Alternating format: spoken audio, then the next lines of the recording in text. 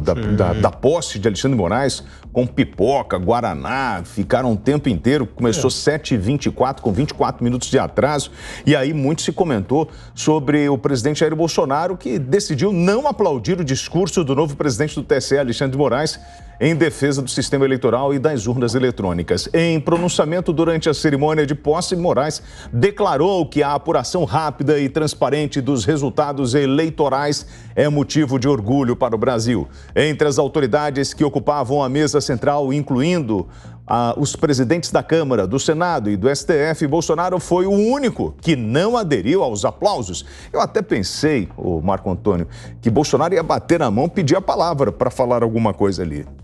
Olha, William, aqui dá para entender que, primeiro, foi uma cerimônia desnecessária. Eu não enxergo qualquer tipo de necessidade de fazer algo tão gigantesco, agigantado, para tentar, de alguma forma, promover uma troca aí de poder do Tribunal Superior Eleitoral. Eu não vejo relevância nisso. Até a gente critica bastante aqui a existência da Justiça Eleitoral, porque existe um superpoder aí por parte dos ministros. Eles têm a capacidade de executar as eleições, eles fazem também o julgamento de lides e questões aí judiciais dentro da esfera eleitoral, e eles também têm um poder normativo com relação ao período eleitoral. Então isso não me agrada. Eu não gosto de ter uma entidade com todo esse poder. Se você levantar as outras cerimônias que aconteceram no passado, não havia essa grandiloquência em torno da troca de comando da Justiça Eleitoral. Existia uma reunião protocolar e simplesmente ninguém noticiava isso, ninguém falava sobre isso. Tem um caráter político aí que os ministros têm adotado. O ministro Alexandre de Moraes, ele se coloca como um agente político. Então, na cabeça dele, eu imagino, e agora eu estou interpretando, ele quis criar uma espécie de aura onde pessoas que debatem politicamente, pessoas que estão dentro da esfera política, são conciliadas por ele, Alexandre de Moraes, e pelos ministros do Tribunal Superior Eleitoral. Então ele quis passar uma imagem de sinergia institucional com esse momento. E claro, quando você chama no caso o presidente da República, ele confirma a participação, e você chama o ex-presidente, no caso, o ex-presidiário Lula, quando você chama Dilma, quando você chama Michel Temer, você quer criar uma aura de muito mais, olhem para mim, olhem para Alexandre de Moraes recebendo aqui esse encargo de conduzir a justiça eleitoral do que qualquer outra coisa. E outra, o fato de Bolsonaro ter ou não aplaudido, para mim, é completamente relevante. Ele estava lá no evento, ele foi respeitoso, ele se submeteu à formalidade do evento, e isso é mais do que o suficiente. Quer dizer, existe, sim, uma troca de comando, ele respeitou o protocolo, e não tem nada além disso. Eu acho muito mais interessante a gente interpretar a postura do ministro e a postura do Supremo com relação a esse grande evento que era completamente desnecessário. O Alexandre de Moraes mostrou uma força institucional que ele conseguiu reunir 22 governadores, prefeitos, ministros, ex-presidente. Ele mostrou um poder de mobilização que eu já não vi há muito tempo. Sem dúvida, William. Boa tarde a todos. Foi um momento, sim, de grande autoafirmação aí do TSE e principalmente um momento em que Alexandre o Grande de Moraes acabou mostrando que realmente ele é uma figura, acima de tudo, de muito trânsito político. Não fosse isso, ele não teria conseguido atrair todas essas personalidades que você citou.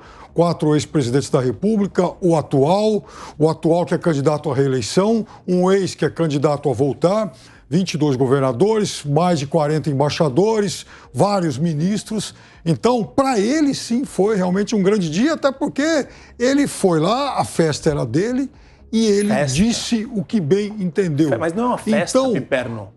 É troca de comando. Todo mundo entendeu, né? Então, mas deixa eu entender, é uma festa da democracia? É isso que você acha que é? Ele disse que ele foi lá, convidou as pessoas para a posse dele, era o evento dele, disse o que quis. Quem se sentiu constrangido teve que engolir. Não houve constrangimento. Quem não se... Você nem sabe a quem eu estou me referindo.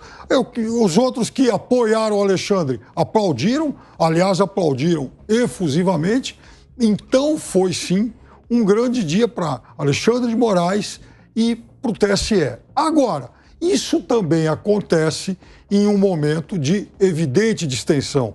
Ele, como bom político que é, aceitou mais 9 indicações das Forças Armadas. Aliás, eu citei isso aqui ontem, né? Lá para a Comissão de Transparência Eleitoral, que já havia recebido outros 9 militares, conseguindo com isso também aparar algumas arestas, alguns mal-entendidos que acabaram percorrendo todos esses últimos meses na relação entre as Forças Armadas e o Tribunal, e que teve aí o seu ponto culminante com a expulsão do Rodrigo Santana, aquele coronel sobre quem a gente falou na semana passada. Então eu acho que ele começa muito bem. E ele começa também no momento em que o governo percebeu que ficar o tempo todo nesse samba de uma nota só, criticando o processo eleitoral, estava pegando muito mal, como todas as pesquisas mostravam. E por conta disso, o governo, nos últimos dias, baixou bem a temperatura, o que é ótimo para o processo eleitoral. Só uma ponderação aqui. Esse tipo de troca de comando, William e Piperno, não teria espaço numa nota de rodapé de qualquer jornal de grande circulação em qualquer momento exterior que você pode puxar da nossa história. É algo completamente burocrático e irrelevante. Me deixa apreensivo como um juiz, no caso, né, um ministro, ele acaba recebendo toda essa atenção midiática e a gente acaba tendo que analisar expressões corporais das pessoas que estavam em volta dele ou se alguém aplaudiu ou não o discurso de um ministro que não tem nada além de um serviço burocrático a prestar de conduzir o pleito e o escrutínio eleitoral. Eu acho muito estranho esse papo de vamos analisar agora a postura do grande ministro, sendo que até você chamou ele de Alexandre o Grande, quer dizer, gente, a gente está falando de um ministro do Supremo Tribunal Federal, não é uma entidade política acima do bem e do mal. É muito estranho essa hipervalorização de uma figura que tinha que estar em gabinete, esperando o processo para falar nos autos. Você quer fazer algum complemento? Claro, eu concordo que é uma figura que deveria estar nos gabinetes. E eu jamais ouvi em qualquer transmissão de cargo de qualquer corte aqui no Brasil algo semelhante àquilo que a gente viu ontem. E por quê? A gente sabe quais foram os antecedentes. Então, ganhou sim uma relevância política que não deveria ter. E a relevância política não está na minha avaliação, está realmente, né, nas dezenas de pessoas, nas centenas de autoridades que foram lá para aplaudi-lo. E é por isso que a figura de Alexandre de Moraes ficou maior do que deveria ser. Eu acho que isso lá na frente pode até ser perigoso, porque hoje ele é, sim, uma espécie de blindagem a qualquer tentativa de ruptura, qualquer tipo de atropelamento de qualquer de novo vem a ameaça ilusória futura, agora, hipotética que eu acho que lá na frente é muito ruim, sim, a gente ter um presidente de uma corte tão poderoso como tem ficado o Alexandre. Agora só tem um ponto. Só ganhou relevância, William, por conta de 3 fatores preponderantes. Ativismo judicial, judicialização da política e politização do judiciário. Mas não tinha nata do poder da política brasileira ali? Nós estamos de 2 mil convidados. Está todo mundo lá, né? Então, todo mundo presidente de todos os poderes, deputados, senadores, 22 governadores, ex-presidentes, todo mundo. Mas sim, os donos da caneta de todos os problemas recorrentes que sobem para o Supremo Tribunal Federal estavam lá também. Então, quer dizer, sim, existe um problema sério de ativismo judicial e pessoas que têm demandas e ações que tramitam naquele tribunal, agora, no Supremo e no TSE. Uma reunião como essa, né, onde você consegue reunir essas lideranças, no dia seguinte, as redes sociais estão falando o que o Bolsonaro falou com o Alexandre de Moraes. O Bolsonaro não aplaudiu o discurso de Moraes. A outra, o presidente era o único com a mão direita sobre o coração. E aí, muitos ainda falam, artigo 30 da lei número 5.700, de 1º de setembro de 1971, estabelece que cantemos o hino nacional em pé, em silêncio, com a cabeça descoberta e os braços estendidos ao longo do corpo. Qualquer outra forma de saudação durante a execução, como acompanhar com palmas, assobios, dançando ou com a mão no peito, é proibida. Tem até um projeto de lei, o 5053 de 2019, que propõe essa mudança. Então vamos lá, gente. Qual a relevância disso? Piperno? Gostaria de saber quem é o autor desse projeto aí que você citou, porque é alguém que não tem mais o que fazer, né? As pessoas, veja, será que o... É lei, tá, gente? Oi? É lei. Não, será que o sujeito que está com as mãos estendidas, ele é mais ou menos patriota do que aquele que está com a mão no peito? Cada um sente a emoção da forma como bem entende, quer dizer... É claro que a gente não pode ter exageros, não pode ter, assim, quebras escandalosas aí de protocolos e tal. Mas veja, assim, é muita necessidade de vigilância da sociedade, das pessoas, alguém determinar a forma como você tem que ouvir um hino nacional, pelo menos quais são os limites para isso. Hoje, inclusive, tem um post lá da Regina Duarte destacando que o presidente foi o único que colocou a mão no peito. E aí, segundo isso aí que você leu, não pode ser assim, ou antes não podia, agora pode, nem sei. Mas não é relevante se o sujeito está com as mãos, com os braços estendidos ou com a mão no peito. Gente, pelo amor de Deus, né? Agora, a mensagem que o Bolsonaro quer passar naquele ato, ô Marco, qual é? É do amor pela nação?